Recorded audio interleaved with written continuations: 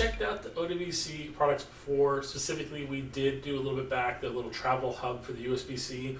This is an adapter for the Thunderbolt. These are the people that are still using the old Thunderbolt for the Mac devices, but this is an adapter that will take that Thunderbolt and then give you two Displayport adapters. I mean, for one, you're able to get 4K and 8K still through Displayport, so it's a good reason to maybe check that out. So let's open this box up and we'll see what you're actually getting inside this product.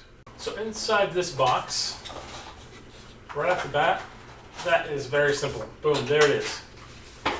Inside this section here, we have the cord, and that looks to be everything. There's nothing else in there. So this cord, of course, plug that in there. And so there is your out, and there is your two new display ports. So, I mean, that's a really great option for people who want to basically get more monitors, and they only have limited plug-ins and outs. It's a great additional way to add more to your setup.